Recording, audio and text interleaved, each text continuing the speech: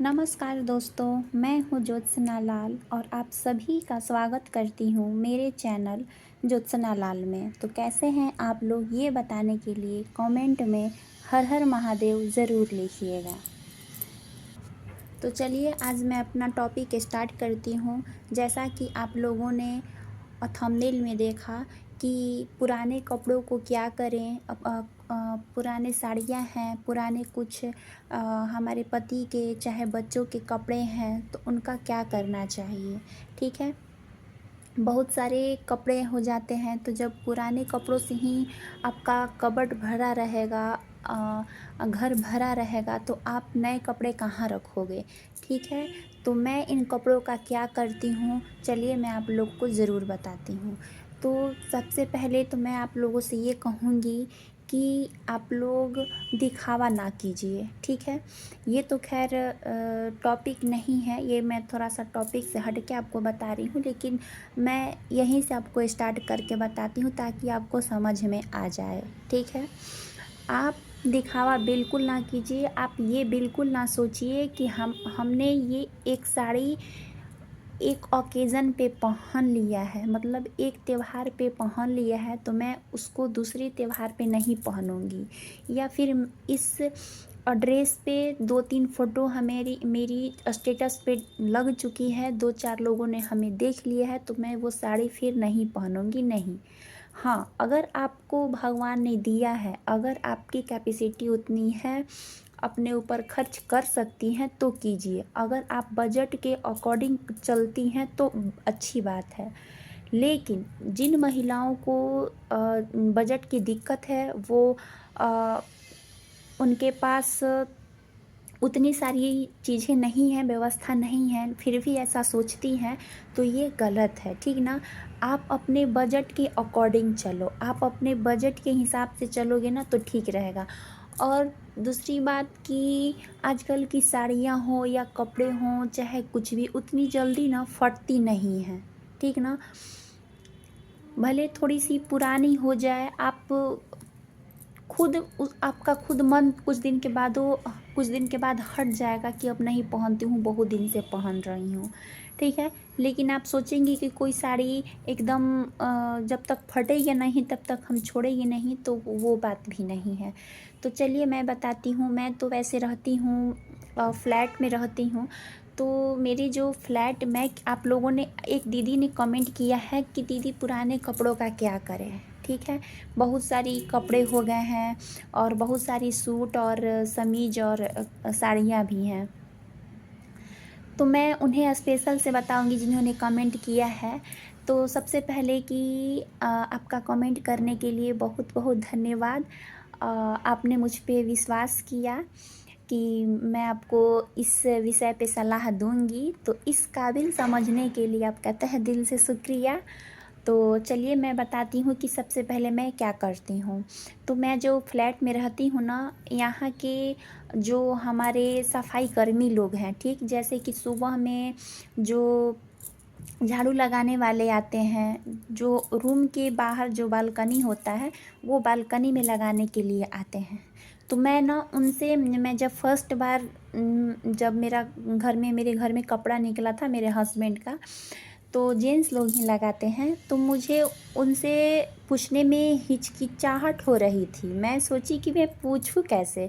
तो फिर मैंने एक बार, कोई फेस्टिवल आया तो उन्होंने हमसे खुशी के तौर पे कुछ पैसा मंगा कि दीदी, मराठी लोग का कोई पर्व था, मैं महाराष्ट्र में रहती हूँ, तो मराठी लोग का कोई पर्व था, तो उन्होंने खुशी के तौर पे हमसे मांगा कि दीदी फेस्टिवल है, कुछ खुशी खुशी हमें आप दे दो तो अच्छा रहेगा। तो मैंने उन्हें 100 रुपये निकाल कर के दिए थे। तो उसी दौरान मुझे मौका अच्छा मिल गया था पूछने का। तो मैंने उनसे पूछा कि भैया मेरे पास कुछ कपड़े हैं, पहने हुए हैं, तो अगर आपको ज़रूरत हो तो आप ले सकते हो। तो उन्होंने कहा कि ठीक है दीदी, आप दे देना। तो मैंने बोला कि ठीक है, मैं कल आपको इकट्ठा करके रखूँगी तो कल दूँगी। उसके बाद मैंने क्या किया, कपड़े तो सारे धो करके ही रखे थे। आप कभी भी किसी को कपड़े दो, ये कोई नियम नहीं है कि आप किसी को कपड़े दे दो। आज के समय में कोई लेता भी नहीं है। अगर आप दोगे भी ना तो वो तो ले लेगा आपसे, लेकिन फिर बाद में फेंक देगा। तो वैसा काम करने से कोई फ़ायदा नहीं है।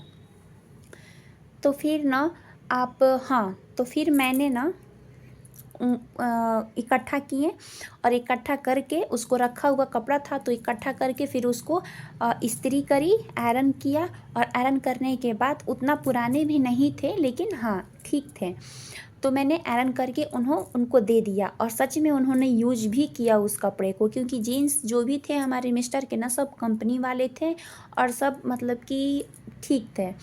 तो मैंने उनको दे दिया।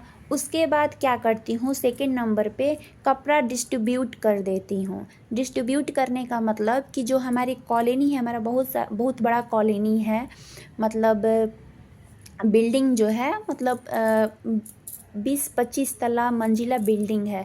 तो इसके जो पूरा ग्राउंड है ना, ग्राउंड के नीचे एक जो फील्ड होता है, मेन फील्ड में ना एक डब्बा लगा हुआ होता है, ठीक है। और उसी पे लिखा हुआ होता है, और जिन जिन महिलाओं को मन होता है, जिसके पास जो कुछ भी रहता है, वो उस डिब्बे में जा कर के डाल देती हैं और फिर वो कपड़ा डिस्ट्रीब्यूट हो जाता है।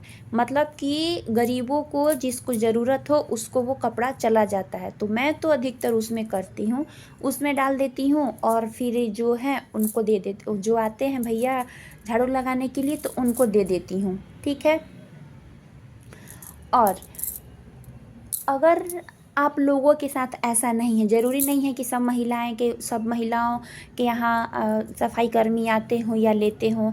अगर आपके यहाँ ऐसी व्यवस्था नहीं है तो आप क्या कीजिए ना, कहीं बहुत सारे जगह हैं, आप स्टेशन पे जाइए, स्टेशन पे कभी देख लीजिए, और स्टेशन पे मिल जाएंगी तो उनको दे दीजिए। या फिर कोई आपके यहाँ कुछ मांगने के लिए आता है, भीख वगैरह, तो उससे पहले पूछ लीजिए, वो खुशी खुशी कहे कि हाँ बहन दे दो, तो उसको दे दीजिए। या फिर कोई लड़का हो, कोई जेंट्स हो, कुछ भी, अगर आप साड़ी ही पहनती हैं तो उससे पहले पूछ लीजिए, उसके बाद दे दीजिए। वो खुशी खुशी लेगा ना तो पहनेगा, और अगर आप ज़बरदस्ती उसको दोगे ना तो नहीं पहनेगा, ठीक है। और अगर आपके पास ऐसी व्यवस्था नहीं है तो कपड़ा के बदले ना बर्तन बेचने वाले आजकल बहुत सारे दुकानदार हो गए हैं, या फिर गली गली में चलते हैं बेचने वाले, या फिर फेरी वाले उसको भी बोलते हैं। इधर भी आते हैं लोग, लेकिन मैं तो इतना ऊपर रहती हूँ तो फिर बहुत मुश्किल होता है जाने में, तो मैं नहीं जाती हूँ। तो अगर आप लोग के यहाँ ऐसा होता है कि कपड़े दे करके कुछ स्टील के बर्तन वगैरह या फिर बाल्टी मग जो भी होता है, छोटा मोटा सामान वो देते हैं, तो आप उनसे वो ले लीजिए। या फिर आप क्या कीजिए कि बहुत सारे अब तो पतला पतला कपड़ा का ना तोशक चल गया है, उसका भी लोग सिलवा लेते हैं, इस्तेमाल कर लेते हैं, करने के लिए अच्छा हो जाता है, तो आप वो भी करा सकते हो, ठीक है। तो कहने का मतलब है कि तो बस एक लाइन में अगर कहने का यही मतलब है कि अगर आप दूसरे को दे सकते हो, अगर आपके पास सुविधा है, आप लेने वाला आपसे खुशी खुशी ले रहा है, तो आप उसे किसी को दे दो। और वरना नहीं तो फिर आप या फिर तो डिस्ट्रीब्यूट कर दो, या फिर अगर आपके यहाँ कोई काम करने वाली बाई आ रही हो या फिर कोई आ रहा है तो उसको दे दो, या फिर कोई बर्तन वगैरह जो भी हो वो भी ले लो। हम इधर तो बाल भी शायद मिलता है, तो मैं तो अभी तक नहीं खरीदी हूँ, लेकिन मेरी यहाँ की बगल की आंटी लोग बता रही थी कि बाल भी मिलता है, तो मैं तो उतना नहीं करती हूँ कोशिश करती हूँ कि जिसको ज़रूरत हो उसको दे दूँ।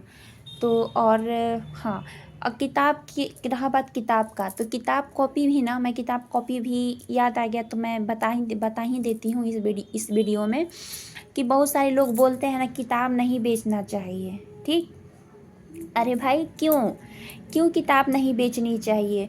अगर आप किताब बेचोगे तो जिसको ज़रूरत है, ठीक, मान लीजिए आपका बच्चा 3rd क्लास में है और अब 4th क्लास में जाने वाला है, तो जब आपका बच्चा 4th क्लास में जा रहा है तो 3rd क्लास वाली बुक उसको उस लड़के को दे दीजिए। उससे जो पैसा मिलेगा उससे आप 4th क्लास वाली बुक खरीद लीजिए। इससे क्या होगा कि आम की आम और गुठलियों के दाम भी मिल जाएगा।